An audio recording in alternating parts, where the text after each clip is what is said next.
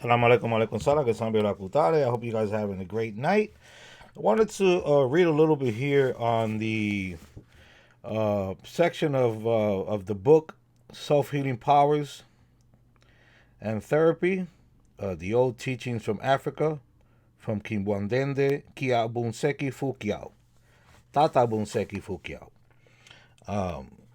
And it's chapter 11. It's going to be about the plants. Bimbenina.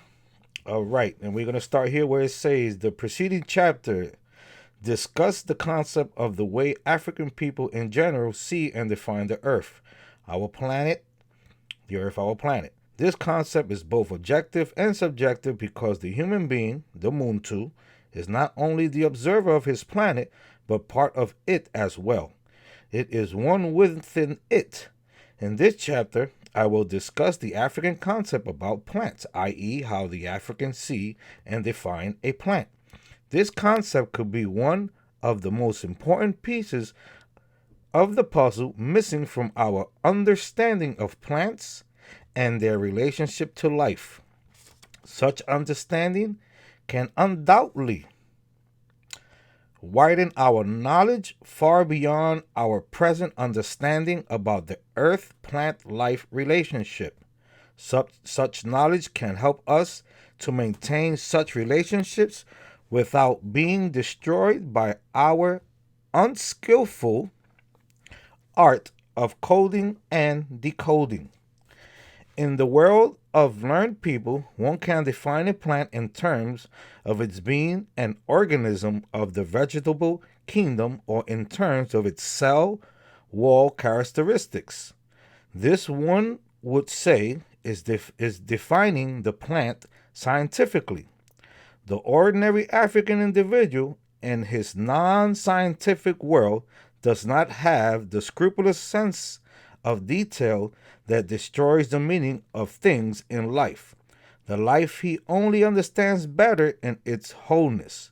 If he finds any definition about things because of his closeness to nature, i.e., to life itself, it might be in terms of its functional relationship to the Futu, the Akanga Kalunga, earth, and Moyo, life. Being himself one with nature, the African person will always try to understand things of nature, ma bia se mono, in terms of ensemono, nature. This is life, and try also to define them that way. It is also with my African culture background that I will try to define here the notion that prevails about plants in the African mind. It is a notion rooted in the African concept of Futu, and it's Nkisi linking these two to life on the earth. All plants, including fungi, are in the eyes of the African people, pipes through which hidden substances in the Futu flow to life on earth. It can also be said that the plants are living pumps, whose function is to draw from the depth of the Futu, the earth, all kinds of Nkisis, chemicals, or better, substances and salts hidden inside it. These chemicals or earthly substances are of all orders, small and large, known and unknown to man. These substances are nutritive, curative, and seductive, immunizing, sweet, bitter, visible and invisible, sticky, volatile, smelly, abundant, or rare substances. These substances are found in diverse layers, depths, and in variable quantities. But because of all these mineral substances and salts are inside this futu that was given to life, they must reach that life also. The easiest known way by which they can reach life on earth is through plants. And yet all these substances do not reach life on earth through all plants existing on earth. As we will see below, each pipe and gungung is different and as such has a specific code that helps it to draw and let flow its bosom specific substances. I would like to mention here that by learning how to be one with nature, one discovers the hidden spiritual beauty that nature has to offer to life. A beauty that increases the human physical as well as the spiritual self-healing power. Being one with nature is not only being healthy, but knowing the self-healing power as well. Being one with nature and knowing the self-healing power are both among key aspects of the African teaching. And plants, among others, have a great impact on this philosophy. The philosophy of life in this wholeness, philosophy that has no room for regimentation without destabilizing the earth's plant life balance or relationship cited above. Things are very often better understood in their totality, their total interrelationships, rather than in their piecemeal state. To understand what plants provide us, one must fully comprehend the definition of the plant in terms of its function, role, and relationship with the futu, the earth, and the Nkisi, the medicine, its content.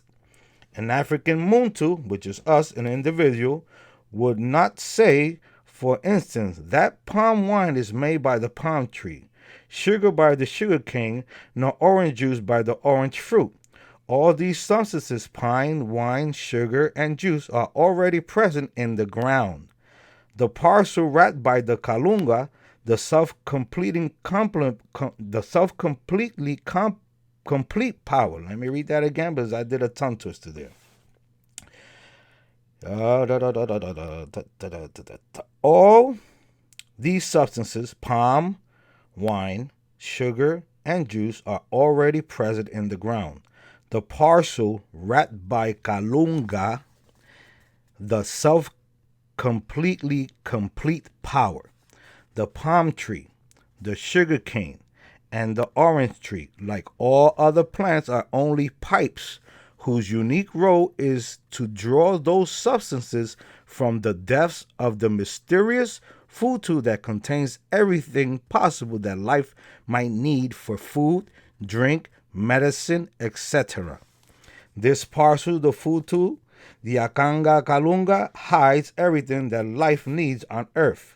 Medically speaking, according to the Bantu teaching, there is no disease known, present, or to come on earth that cannot find a cure from this futu.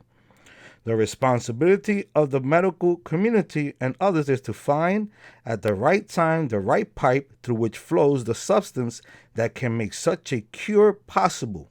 This requires not only a great inquiring knowledge, but also a well-fed understanding of both the earth and its plants in terms of their mutual functional relationship to life. We can now clearly see that plant is a mysterious hand between the earth and life. It is the natural, most powerful way for living beings to have access inside the futu, the container of all things that life requires in Kuenseke, the physical world.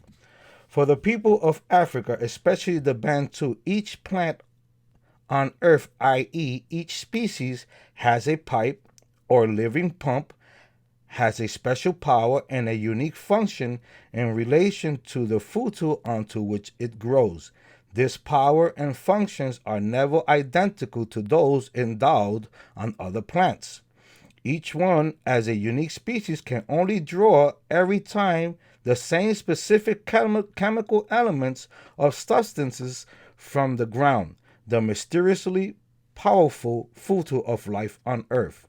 In other words, the palm tree cannot draw from the futu substances that can be transformed into sugar or orange juice, which is the power uniquely endowed, respectively, on the sugarcane, orange tree, and their kinds. This is a natural law. This law cannot change and will not change. Because of this natural law that controls the process of drawing substances and mineral salts from the earth, futu among plants Certain plants are endowed with the power of drawing only curative materials. This is the group that comprises the so called random healing plants, but they are not healing plants.